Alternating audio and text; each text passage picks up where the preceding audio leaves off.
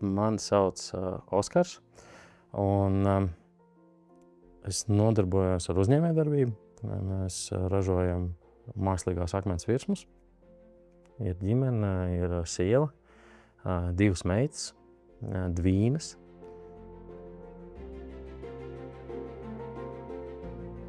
Man šī problēma ir no dzimšanas.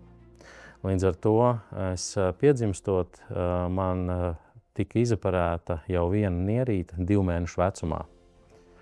Un, attiecīgi, es sevi nemaz, var teikt, nepazīstu, jeb nezinu, kā tas ir dzīvot savādāk.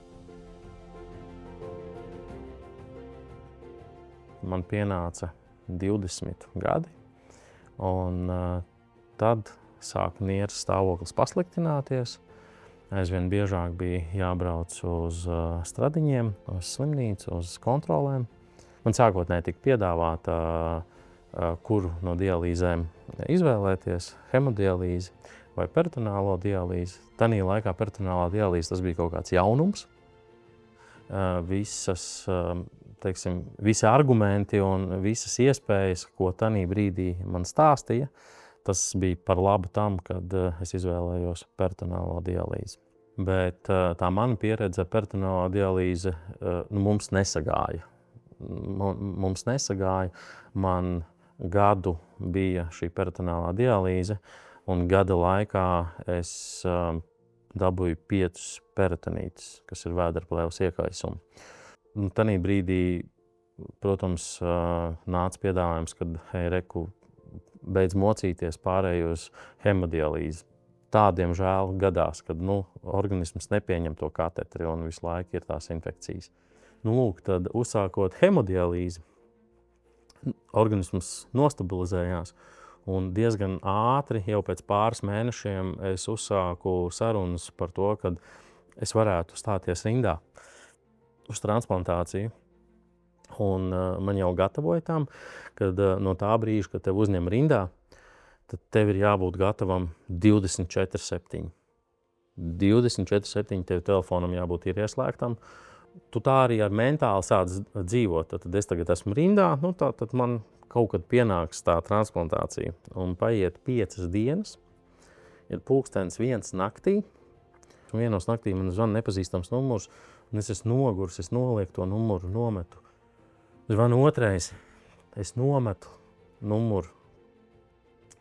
Un beigās man draudzene uzrakstīja īziņu tam numuram, kad kas ir nepieciešams no mana drauga tajā naktī.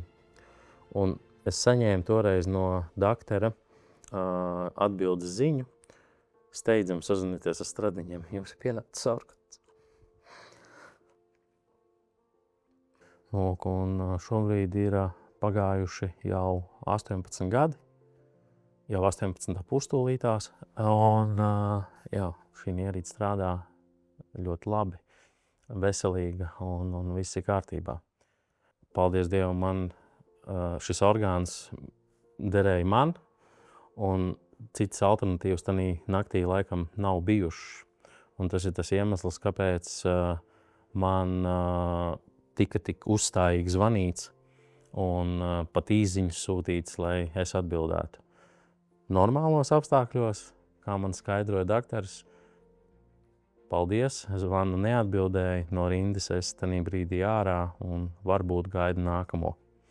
Tā kā, man tas bija tāds milzīgs brīnums, kad es esmu nonācis tur, kur es biju.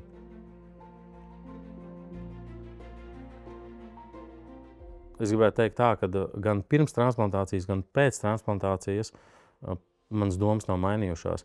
Tikai tādā veidā, veicot transplantāciju, cilvēks var atgriezties normālā, kvalitatīvā dzīvē.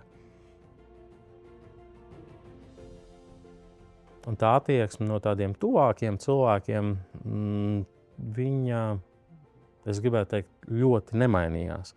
Protams, no cilvēkiem, kas bija tālāki, uzzinot šo diagnozi, uzzinot manas procedūras, tas lika savādāk skatīties varbūt uz mani.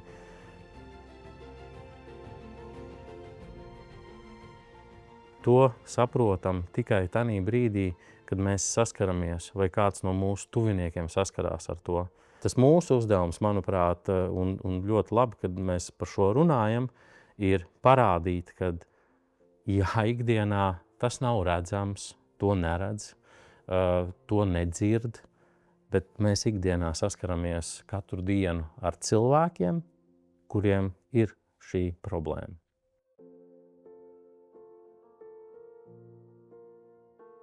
Pirms 7 gadiem piedzima 2 dāmas.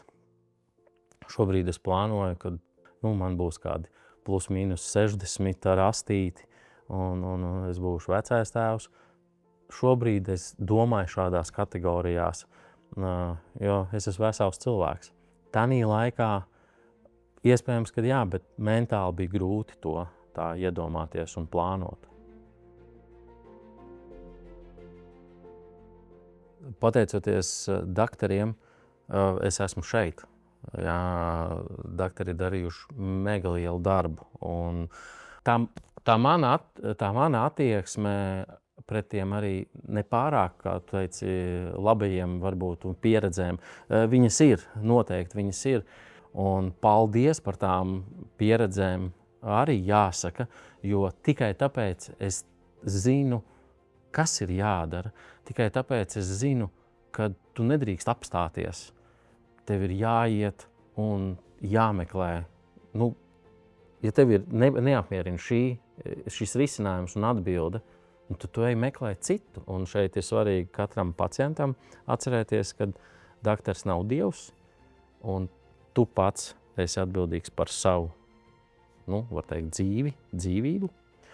Un otrs ir, tad, kad atnāk daktars, tad tomēr ļauties un, kā lai saka, kopā ar daktari iet un atrast to cēloni, tas ir pats svarīgākais. Ja?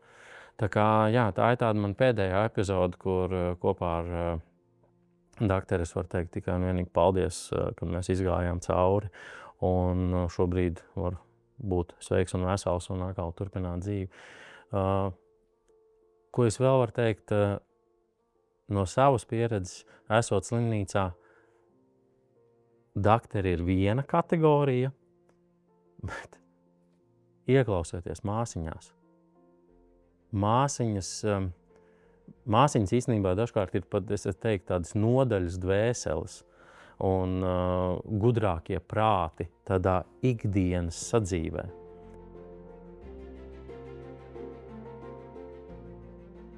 Es domāju, ka tas ir komunikācijas vienkārši pamats. Būt atklātam un godīgam, jo mums ir jāatcerās, ka viņi ir cilvēki. Un nedaudz jāsaprot arī tā puse. Un tad es atgriežos savā pusē. Tas nemaina faktu, ka man ir jāpanāk savs. Man ir jādabon, man ir jāiet uz to mērķi, ko es gribu sasniegt. Bet tu nedrīkst pārkāpt šīs kaut kādas bļaušanas, rupjības un visu vispārējo. Komunikācijai ar medpersonālu īstenībā ir 2 puses. Viens, protams, ir daktars un māsiņa un pārējais personāls, kas ir slimnīcā, bet vienmēr ir jāatcerās, ka īstenībā pati sakne esi tu pats. Vienīgais, ko es varu teikt, kad tas ir kaut kā beigas un kaut kā ļoti laba sākums. Viņš būs ļoti interesants. Un interesants gan pozitīvi, gan arī varbūt negatīvi dažkārt. Bet tas ir kaut kā jauna sākums. Un svarīgākais ir, mums tas ir jāpieņem. Jo tā kā bija iepriekš, tā nebūs vairāk.